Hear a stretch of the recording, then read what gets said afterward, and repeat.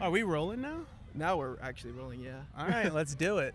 All right, so just introduce yourself, I guess, for people who don't know. I know who you are, but the people might not know who you are. So just say, My name is Anthony Bowens. I go by the 5'2" player and the pride of professional wrestling, formerly the Scissor King of the acclaimed.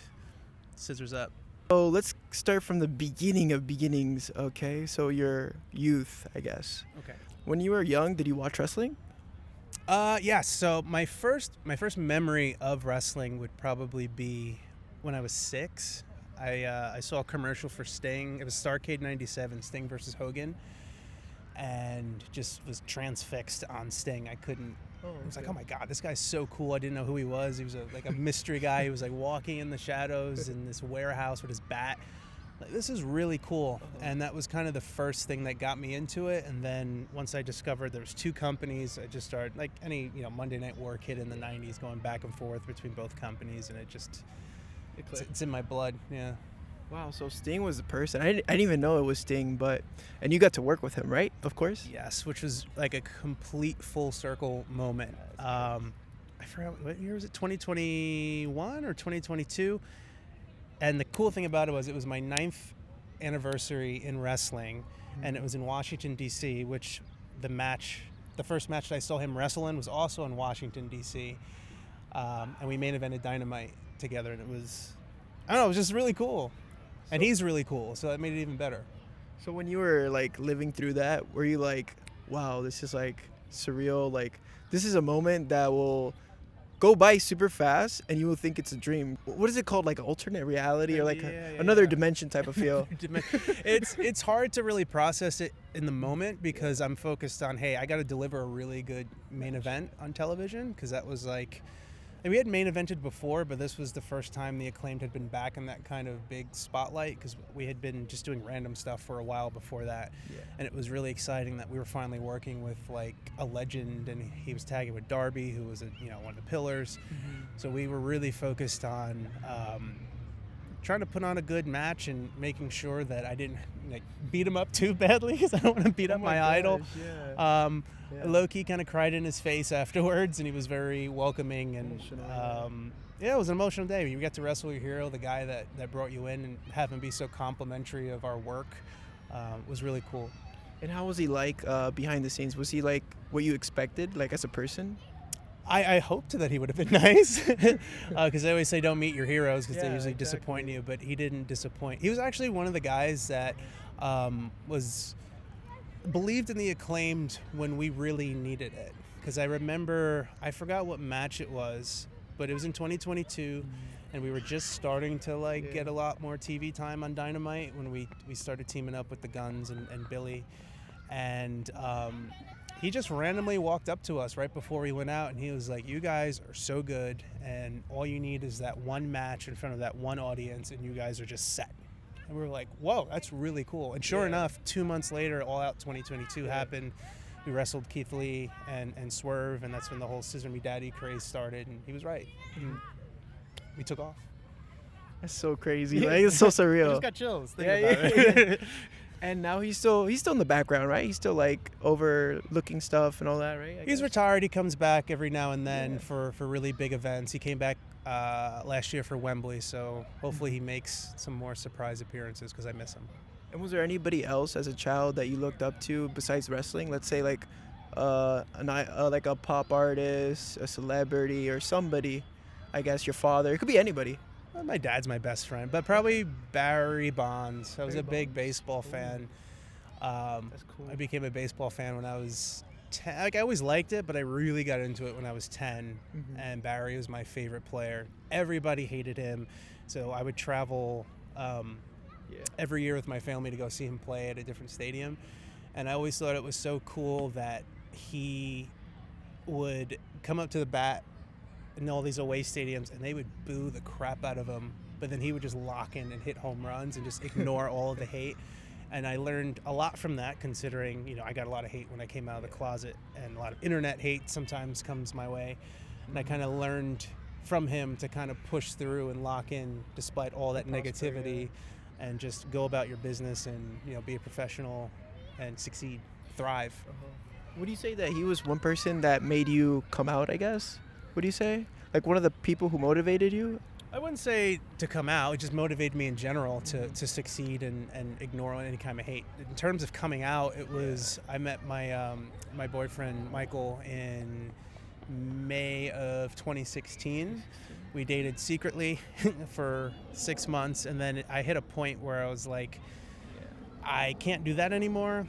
I tired of having this weight on my shoulders, and then I was kind of growing in popularity on the independents. So I was like, I have this very unique opportunity and platform to come out to help people. My family supported me, my friends supported me. I have a great relationship. It's like, what else do I what am I hiding for? So I ended up coming out in January of 17. I didn't tell anybody. I just wanted it to be my decision. I didn't want anybody to influence me, yes or no. And I came out during game night. It was a couple's game night at one of Michael's friends. And I put up a little status on Facebook. And then Facebook, yes, this was everything wasn't official until it was Facebook official.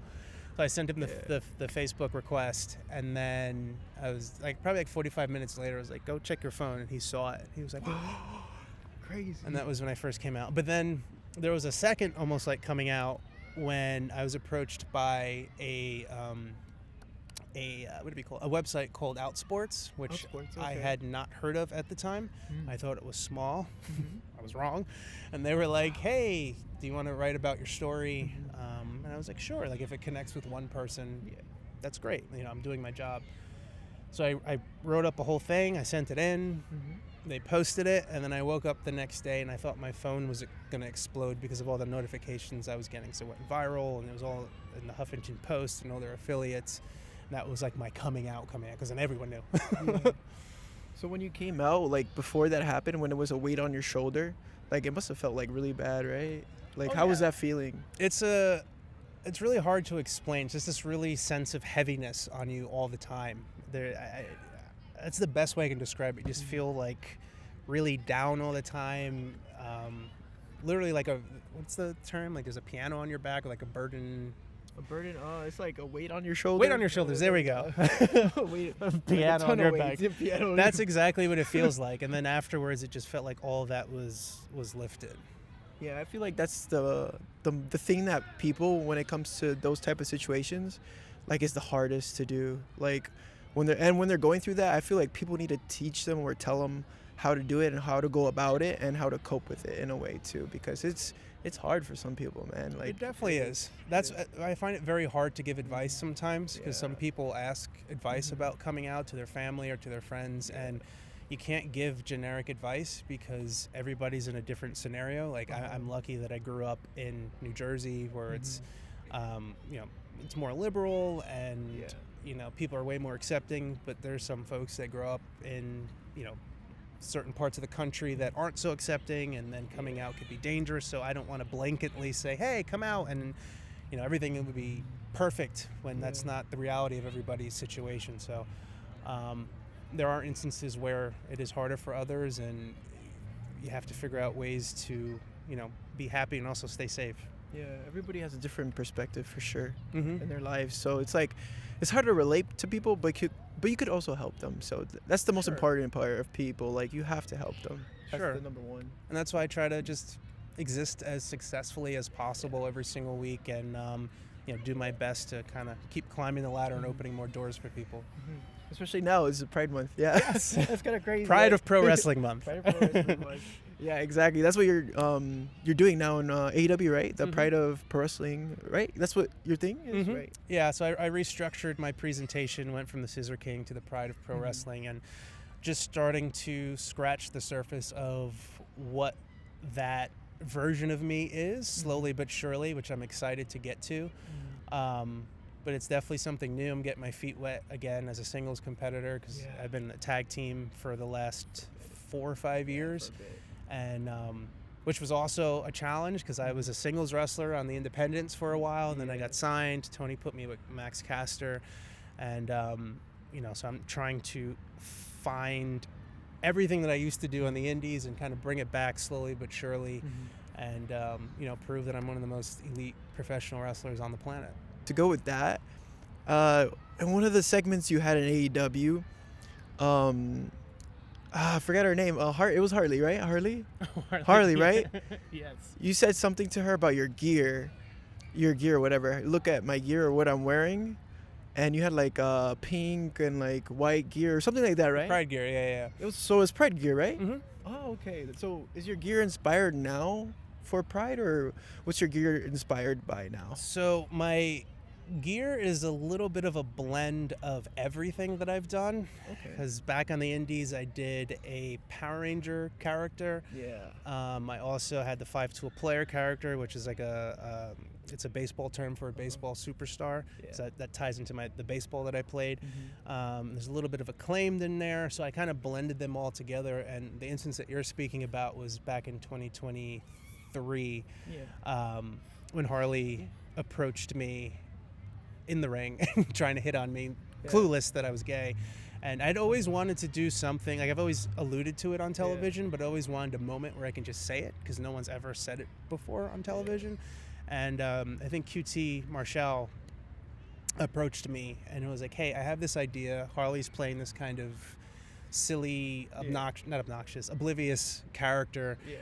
I think it would be great, especially during Pride Month, if she hit on you and then you just kind of, came out to her and just threw it in her face. And I was like, that's freaking awesome. Let's do it. And the response was incredible. It still goes viral to this day. Like, it'll pop up and be like, that's really, really, really cool to have. I forgot how many people were there, but the stadium, the arena was full in Chicago. Yeah. They're all going crazy. They're chanting he's gay. And I was like, I cannot have imagined this ever happening, especially when I was like crying in my car in the closet years and years prior. Like all that for that moment. That's crazy. That's crazy. Yeah, it all built up to that moment. But it was a relief. I think it's also very indicative of how far wrestling has come. Because there was a point in time where that was not a thing. It would have been completely different. Taboo, and really bad probably back in the day. So I think we've made a lot of progress as an industry. Still got ways to go, considering you still see some of the crap online that people post.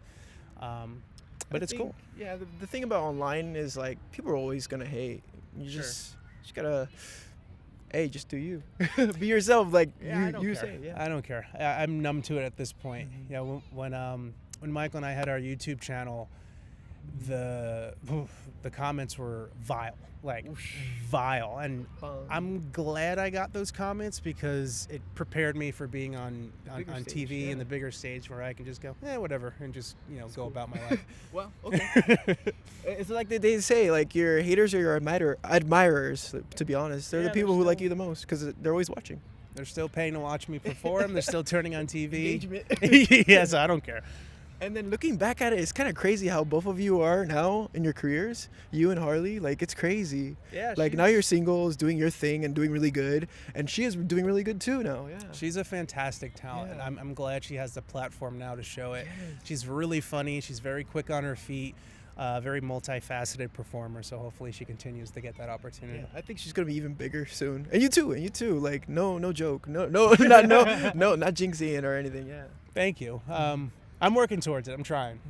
So career-wise, what do you expect, I guess, now since you're a singles wrestler? What's like your next move? Like, are you looking at something or somewhere? I think a lot of what you have to do, at least in AEW, when you first kind of branch off by yourself, is just prove that you can hang with the people that are considered the top stars in the company, which I know I can. I've proven that multiple times. Through tag wrestling, I had a couple singles matches before. I think the first big one I had was with Bryan Danielson, and that's what opened people's eyes to like, hey, he's a really good pro wrestler. So now I got to prove that I'm a really good pro wrestler and prove that I'm, a good sports entertainer, great character, and it's kind of part of the slowly building process here at AEW. And then ultimately, I want to start winning championships. I've always had goals. I've always wanted to win the TNT title, win the Continental title, be the first gay world heavyweight champion. But baby steps, slowly but surely. But one step at a time. And now, like, I know this is kind of random now to switch it up a bit, but you were talking to me in messages about, well, this kind of like correlates to this because it's about your career as well. And I'm going to tell you about it. Hold on one second. And then, so you told me you have like a Japanese background. Like you studied Japanese, right? I studied Japanese in college, yeah, because I always wanted to wrestle in Uh-huh. Japan. This was 2010, so it's 2010. Oh my yeah. god. So Wow. I am probably very, very rusty with it, but I specifically took that because like most classes, like I'll take a Spanish class or I'll take Latin. I was like, everybody does it. I want to take Japanese. I want to wrestle in Japan. I love the culture, and it was really fun. I'm trying to remember what the every day we used to do. I think it was Like the greetings. yeah, the greetings. We'd have to come in every single day in class. And, Yoroshiku, like boku wa da da da. no, it'd be like konnichiwa, Ogino sensei, genki desu ka? Shimatsu ni nari o shimashita ka? And then she would answer, and then she would ask the same thing, and I'd be like, baseball o shimashita. And just go from there. And it was really fun. Like, I remember bits and pieces of it. So would you be into the idea of going to New Japan? Oh, If anything? absolutely. Yeah, like- absolutely. I'd Since love you're to already go like there. with the AEW and they have a good relationship with New Japan, why not? Yeah, and you're doing singles. Now, so. That's actually something I wanted to Uh-huh. talk to management about at some point doing, was going over there, especially because we have the partnership. I think it makes total sense. We have Forbidden Door. We have opportunities that AEW guys were just at Wrestle Kingdom last year. So hopefully one day that can come to fruition. Rocky, if you're listening to this, I'd love to go to New Japan and really have some fun. Maybe soon. The G1 is coming up. Hey, that'll be a perfect tournament for you. The G1 climax. I got to get through a Continental Classic first, I think. That'll be my first tournament play, hopefully, and then get into the G1. You wrestled Okada, right? I think. Yeah, last week. That's what I was gonna get into. Yeah. How was that like, actually? That was crazy because I watched so much Okada, especially Yeah. during the pandemic. I went back and really dove into his match catalog, and I was like, wow, to be able to wrestle the Rainmaker one day would be like, and then I haven't told the story, but I literally found out an hour into Dynamite. I was about the match? Yes, because it was a double taping that day, and I guess they were shuffling a lot of things around for Collision that they were also taping that night. And I hadn't heard anything, so I went into the parking lot and I was outside tanning and I got really hungry. And I went inside to go eat, and they were like, "Don't eat, you got a match." I was like, okay, thinking it would be like something simple. Chill, yeah. I was like, "Who am I wrestling?" They're like, "Okada." I was like, "What?" Yeah, it's just random, like Okada. I was like, "Why didn't I know this?" No mental preparation, nothing. at all. So I had probably like an hour and 15 minutes Wow, to get that's changed and get warmed up and then go out there and wrestle Rainmaker. Okada. Wrestle Okada. We had a really great match. I think we had really good chemistry too, and hopefully earned his respect that night. He got the best of me with a little Rainmaker, but he didn't take a mollywop. So once I mollywop his ass, he's done. Do you use any Japanese with him, or? A little bit. It was His like- English is pretty alright, right? No, he could talk English. It was fine. But yeah, it was really cool. Damn, that must have been like an Awesome aha to work with. moment. Yeah. I walked into the locker room. I was like, all right, this is happening. We got to do this in like 30 minutes. So that was on your bucket list, right? One of the people you wanted to wrestle too. Yes. I can cross okay. that off the bucket list. Who would you like to wrestle? That's like your dream match opponent. It could be from back then you were a child, now, whatever. Interestingly enough, first it was Sting. I got to wrestle him. Yeah. Then I got really into Jeff Hardy. We wrestled the Hardy Boys and beat them. So that was 2 of 2. I've always wished I had the opportunity to wrestle Eddie Guerrero. That would have been probably one of my biggest dream matches. I feel like there's such a laundry list of people. We'd be here all day. As far as AEW, I still want to wrestle Kenny. I would love to challenge myself against Kenny. Hangman, Cope, Adam Copeland. Yeah. Probably everybody on the I haven't been able to touch like so many people. You're just 'cause- starting off right now. Yeah, because we've been in the tag and we've been able to wrestle a lot of top tag teams. We were the winningest tag team until FTR just took that over, I think last week. Yeah. So we held that for a while. They can't beat us, by the way. We're 1-0 and also a 30-minute Broadway with them. So I think the Acclaimed are still the best AEW tag team all time, but maybe I'm biased.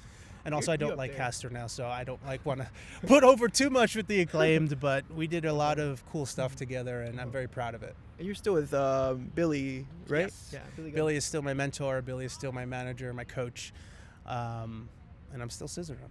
And how is he as a person, I guess, with you, I guess? Like, how is he like you said, Sting is like all that he is, that he portrays. How is Billy Gunn with you? Is it the same or? Billy's great. He's like my wrestling dad. I can text him about Wrestling anything. dad, okay. Yeah, I can call him about it. Literally, he adopted us on this show.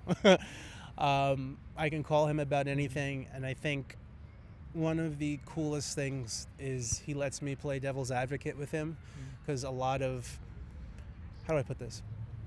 There tends to be an online reputation of supposedly that people, the young guys at AEW don't listen or yada yada. I think there's sometimes with certain veterans, not all, not at AEW, but just in wrestling in general, veterans tend to go, they give you advice, and if you don't listen to every single piece of that advice, they think you're a know-it-all or yada yada yada.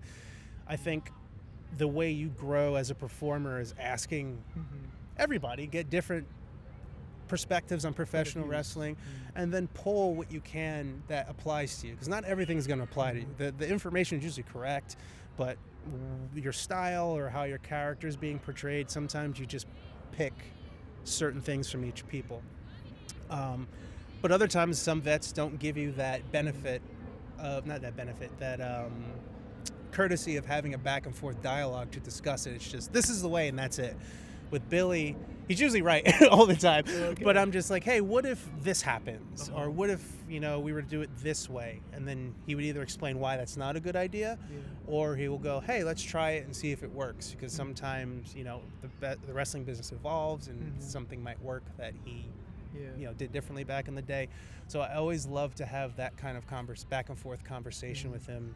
And that's how I learn, because I have so many questions. I don't think it should just be mouth shut and all right, and then just walk away, because I don't think you really learn much that way. I like dialogue.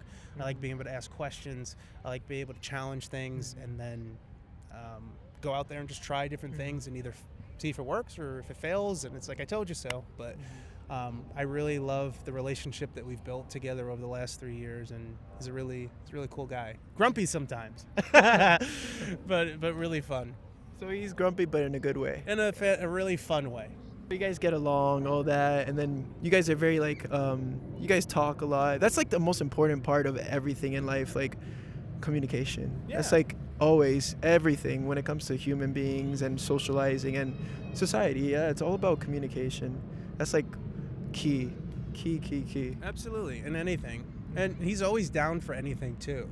Like, hey, we have this crazy idea to have a National 69 Day. Sure, let's do it. Hey, let's do National Scissoring Day. Screw it, let's do it. Hey, can we dress you up as this? Sure. Like, always down for everything, which is so much fun. I think also played a part in why the Acclaimed was so successful, because we were so cohesive with each other, and we never really shot down each other's ideas. We enhanced them and then just went out there and trusted each other to do it. And I think that really shined through on the screen how much we were having fun, and then people connected with that and we connected with them.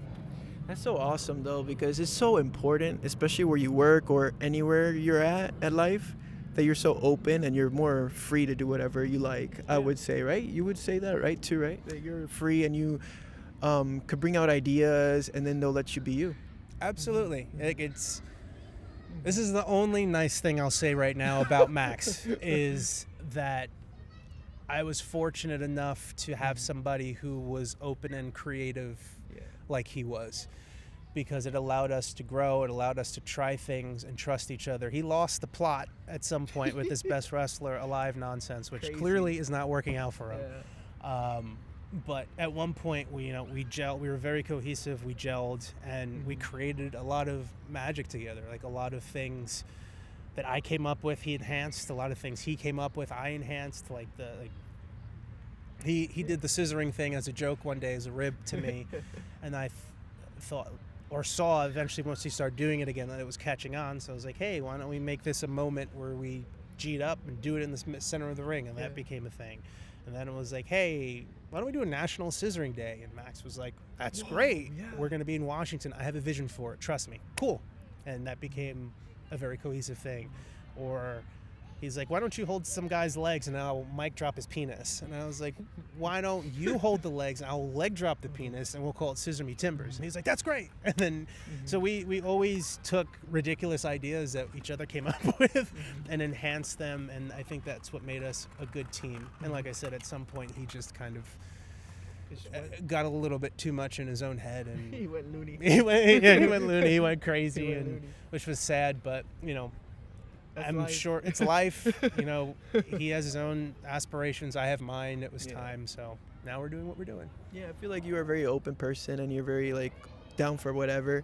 Where did you get that from? Was that when you were a kid, or like when did that start off for you, being so open-minded and being so like, because you do public stuff too, like public relations, PR, a lot. Where did you get all that from? Did it stem when you were a child, or did it happen over time? I think over time, and also like my parents brought me up to be super open to other people and other ideas, and to think for yourself and not be so rigid about life and people and, you know, other people's beliefs and stuff. So I was always kind of chill and open in that sense. I was very introverted. So even like doing interviews like this or would be a very big problem for me. I was very shy. I missed out on a lot of stuff as a kid that I wish I can get experiences I can get back, because I was either too scared or too shy. Socially, I was always very introverted and scared of doing things. Like I'm usually the guy at the party who's like up against the wall, like looking at people. I'm not very The observer type. unless I have like a drink or two. I don't indulge in that very often, but that kind of loosens me up. But I just over time forced myself to be in scenarios that were uncomfortable, because I always felt like I came out of the other side stronger and better. And then just all different aspects of life kind of help build up the confidence in terms of doing things in public, or being in wrestling in front of people in your underwear. Because I very much had performance anxiety when I first started, like to the point where I felt like my heart was going to explode. Like I would not be able to do it. But I somehow got over that. And then speaking was always an issue, like promos, that would scare the shit out of me. Can I curse on this? Yeah, a little bit, yeah. a little bit. Scare the crap out of me, I'm sorry. But I think the YouTube channel that Michael and I had, where we were just kind of like this, forced to kind of talk to a camera or talk to nothing, that got me more comfortable with that. And then as the claim to move forward, I started saying like, hey, you know, since we do have popularity now, Tony, if you need us for the end of the night, like send us out there and I'll cut a promo and say goodbye to the fans, or like wish them well as they leave, so I can get comfortable doing more promos in front of people inside of a wrestling ring. Audience, Yeah, so I would just specifically find ways as I got older, because I realized how much I missed out on just from being shy. Like I do not want to do that ever again. I want to live life to its fullest potential. I want to meet people. I want to make new friends. I want to be confident in front of a camera, ramble on like this. And there was a quote from a song. It's put yourself in the scariest of scenarios, enter experiences you normally wouldn't dare to go. It's all for the character and the arrogant afterglow. I would always think of that, just force myself, just do it, and I promise you, like, it'll be an experience that makes you grow as a person. Yeah, I was the same way, way back then too. I don't know, this interview's about you, but I would go on a tangent about it too. But like, well, I learned. You're coming up with all these questions and like just flowing. I wouldn't be able to do that. That's really cool. Yeah. Like for me and my sister, she has special needs, of course. I don't think I've ever, well, I have said this before in camera, I think. So I learned from her to be more outgoing and not be shy anymore, because I used to be so shy like you, and like just like be like, oh gosh, like not anxiety, but I'll be like, oh, I'm too shy, like da da da da da. And then when I saw her, how outgoing she is and herself, I was like, wow, I want to be like that. And then I became that. Yeah, that's awesome. Kind of like you grew up, well, not grew up, but after time, you're like, oh wow, I just want to be myself finally. I want to like show myself to everybody. You know? Yeah, and it's been, how do I put it? If you knew me now, you would not recognize the person that I was even 5 years ago, 4 years ago when I first signed with AEW, I was still very reserved and shy about things. But I've completely turned that on its head. I mean, even still, I can be very shy in spaces because, living in Los Angeles, we go to these events where you're around all these famous actors and stuff. It'd be crazy, and it's crazy. So I'm just kind of, like, what am I doing here? What? That's what it's crazy. So now let's get into this part, and this is where I kind of like wanted to talk to you about a lot about when did you figure out, what was that first initial reaction that you were like, wow, like I'm gay, like I'm probably gay? Like, were you like young, or what stage of life where you were like, okay, maybe I do, like, yeah. With the first initial. Looking back, there were moments that I didn't realize, but I took a few moments to like really figure that out, where I look back now and I go, oh, maybe maybe it was happening a lot younger than I thought. But I think in high school, when I started to, I guess, really, I remember I had a dream one night about a friend, and I was like, that was weird. I was like, why did I think about that? I was like, that's really strange. And then it was like, oh, that girl's cute, but the guy he's with is cute too. And then I was like, okay. And I was very shy, so I didn't really fare well with women. I was very awkward and scared around them. Timid, yeah. So timid is a good word. So I didn't really have that good of high school experience in regards to exploring all of that. And then I just noticed as time went on, it just kept getting stronger and stronger. And I kept getting more scared because, I played NCAA Division I baseball in college. Yeah. So it's like a brotherhood. When you're in a baseball team, you're like brothers. Like you're all clicked in together. Yes, and it's very hyper masculine, and everyone's talking about the girls they banged, and I'm sitting there trying to like tell fake stories and not be found out. So it was very, very, very stressful. And that whole time, it's like, how do I figure myself out without outing myself? And once I explored it, I went, okay, maybe I'm bi. I have to explore every avenue possible. And as time went on, I realized that I was not. And actually, I came out as bi because that's what I thought I was. And then as time moved on, and I kept seeing all these articles saying the bisexual pro wrestler, and I just felt like that was not who I was. And I'm not a fan of labels as it is, but if you're gonna label me as something in the media, I think gay would be the most accurate thing. Right, yeah. So I kind of had two coming outs in that sense, because I had to, I guess, correct the label. Yeah. But looking back, there were little moments from childhood that I probably didn't recognize as the start of that, or little moments that I just never thought played into my sexuality. And now I go, oh, maybe if I really dove into it earlier on, I would have realized. And it's so cool that now you get to talk about it so much, and your AEW gives you the freedom to help you out and also promote you and what you do, and then that thing as well, like what you're talking about now, and promote it to all the world. And it's like super special. Like I feel like that's super hard for anybody. Like let's say you're a typical actor, like not many people could like do that. So, and you're a special case that you're able to do that, and you have the platform to do it too. That's awesome. Honestly. I think that's a testament to Tony and the company in itself that allows their performers to go out every week and just be themselves. Not just me, Nyla Rose and Diamante, and I think at one point in the pandemic there was a dark taping, our former show AEW Dark, where I think there was like 8 or 9 LGBT performers on that one show in like 45 minute to hour show, and you're free to be yourself. And there was never a time where I feel like I was walking on eggshells, and never a time where I feel like I had to like hide anything. Like I openly talk about my life to my friends there, to coworkers. It's not an issue. It's not something that I'm scared of talking about. So it's a very inclusive environment, and I'm thankful to work here. And I'm not just trying to shill for the company. It's legitimately, I feel very comfortable to be myself every day. Really special, yeah. And like I remember watching those darks too, and there was also like some Japanese talent too, like Veni. Remember her? And that was super cool too, because I didn't know about her until like I watched that Dark and AEW, and I got introduced, and that's really cool. Like I get to see that stuff on AEW and through you too. Like it's cool, man, because like everybody is special, you know. Yeah, absolutely. And Yeah. I didn't get that type of representation growing up. You know, I think Darren Young came out at one point, but then WWE never really did They anything. didn't really show it too much. Yeah. No. And that was really about it. Everything else was just like comedic fodder or, Yeah. or horrible stereotype. So it's really cool that not just myself, but like AEW allows performers to have that, to be themselves and create that visibility for other, queer wrestling fans.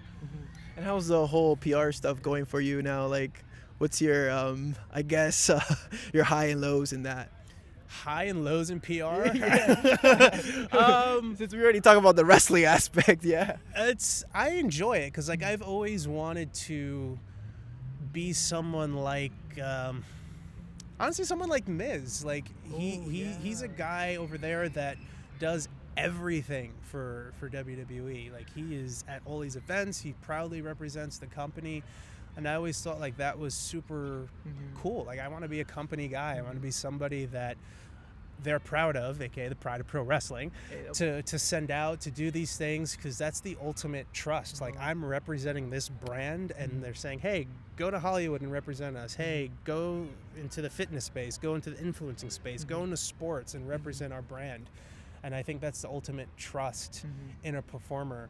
So I always hoped to be that guy. I tell PR, like, you need me for something, put me there. Like I will go. That's just like you're paying me to work here. Yeah. Push me and put me in all these spots. I'm more than happy to do it. I don't know what a low would be in the whole thing. I guess they're long days. Like the media days are very long. I'll get up at 6 a.m. and tedious, yeah. it's very tedious. And we'll do 8, 9, 10 of the same interviews all day. Radio, phoners, morning news, promoting the show, and it kind of gets monotonous saying the same thing over and over again. But even still, like this is my dream job. You're okay with it, yeah. I'm more than okay with it. I work once, twice a week when I could be working a 9 to 5.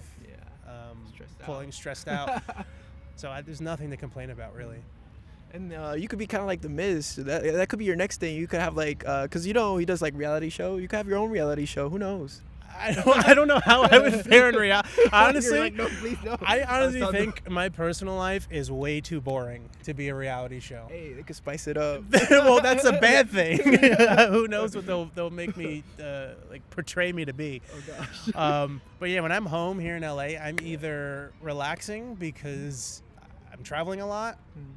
Either Michael's pulling me to go somewhere hiking or something, or I'm playing baseball or playing video games. So that's not very TV interesting, I guess.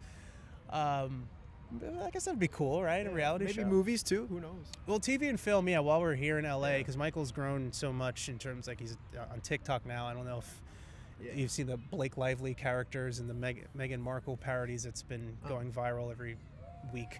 But he's doing his thing, and I've done a lot of commercials, but I want to really start diving into TV film and kind of padding a resume for later on in life when I can't fall on my head every week. I still want to be involved in wrestling in some capacity as time goes on, but at some point, I still want to do something creative that won't, destroy my neck.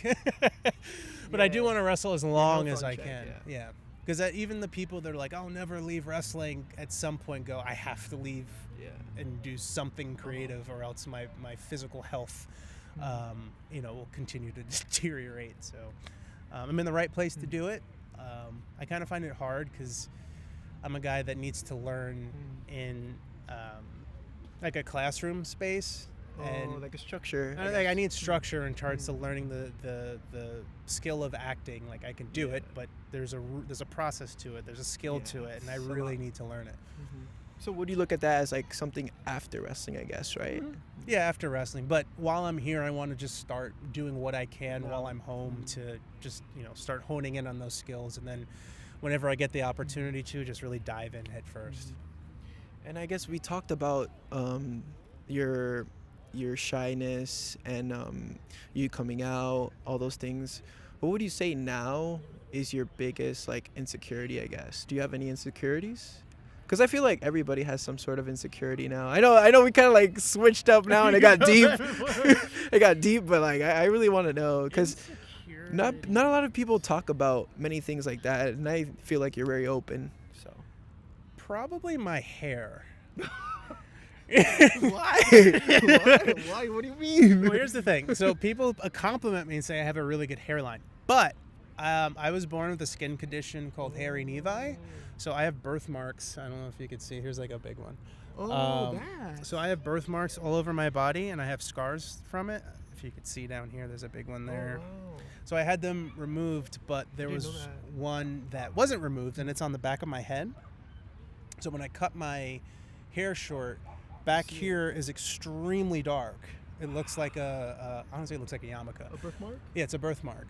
So I guess that would be it, because I have to make sure it's a certain length on television, because I don't want people to be honed in Zoomed on in. my head.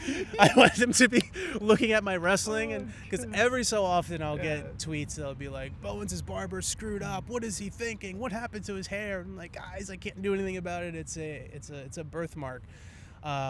I try not to think about it, but honestly, I can't help it sometimes. Where I'm just kind of like, no one look at the back of my head, or like make sure my haircut's at least like a inch and a half or 2 inches, so it doesn't show. So I think that counts as an insecurity. And what's like one thing about you that no one really knows about you? I guess everybody does know a lot about you, but like one thing that you haven't put out there, I guess. That's a very hard question.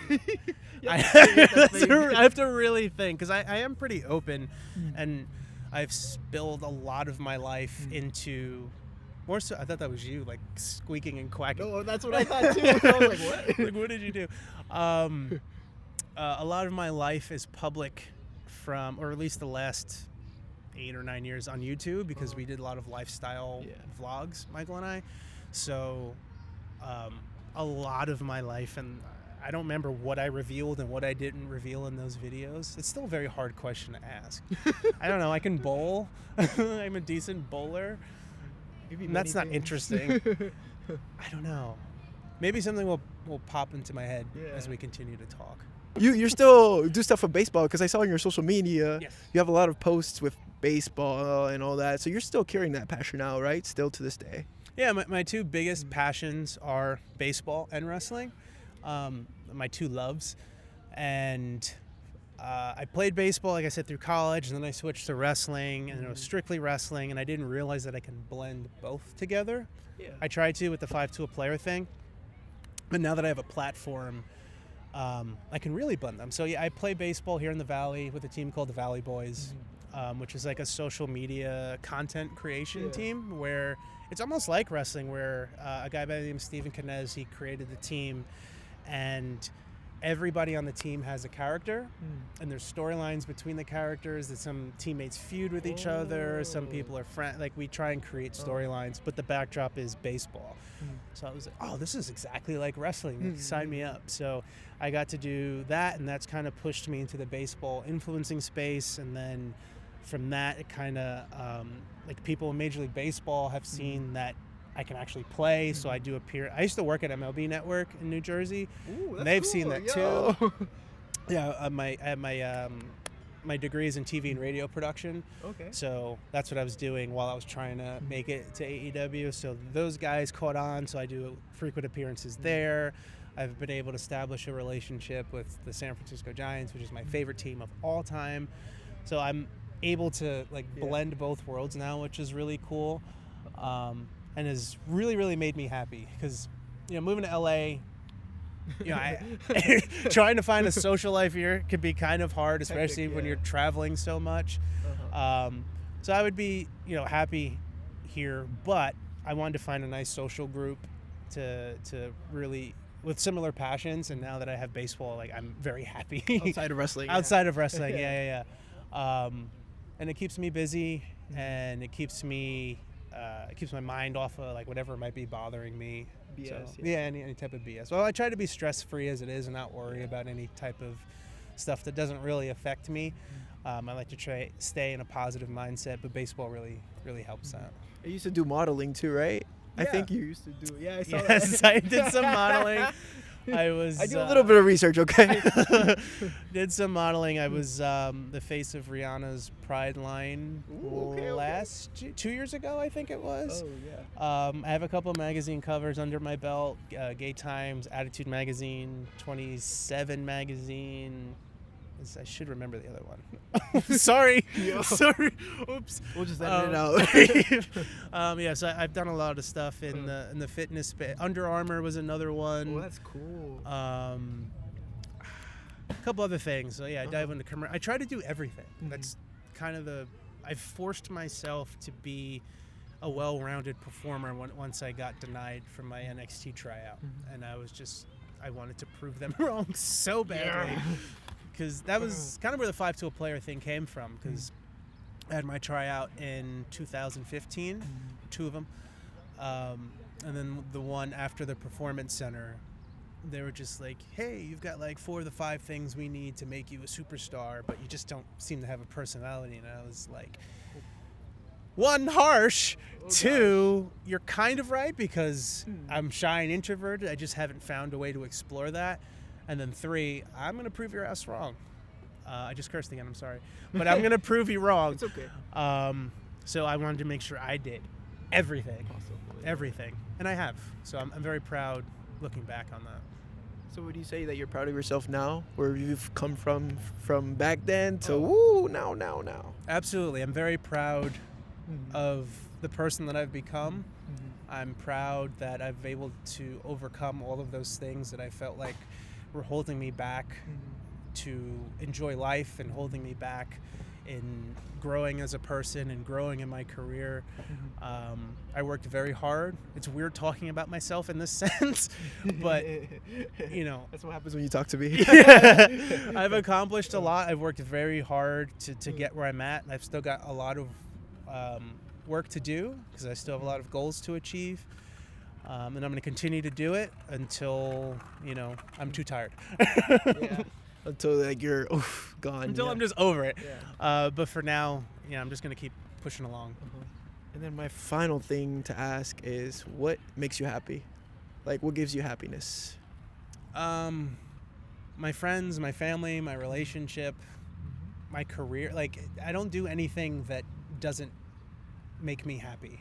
I'm seeking and continued happiness, and all of those things bring joy to my life. So I'm going to continue to surround myself with good people, and continue, living my dream every single week.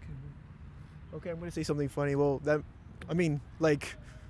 you're gay, so you're always happy. I just wanted to say that. That was perfect. That's very, very true. But you just as a person, not just being gay, like you're always happy too. Of course, like whatever, you're in the pursuit of happiness. Just like no pun intended, like the movie. Yeah. That's funny. I try to be as positive and happy as I can. Life is always full of ups and downs. My college coach used to say, don't get too high with the highs and don't get too low with the lows. Yeah. Because, life is always up and down like this. Cycle, yeah. It's important, though. Yeah. But it's always important to stay down in the ground, too, like humble as well, too. So, yeah. Yeah, life will humble you. And pro wrestling will humble you very fast. So you gotta be on your toes always. And that's why I like talking to wrestlers, because you guys are like have the perfect personality, the perfect, like, I don't know, you guys are so like something special about you guys. Like whenever I talk to you guys, it's just very cool.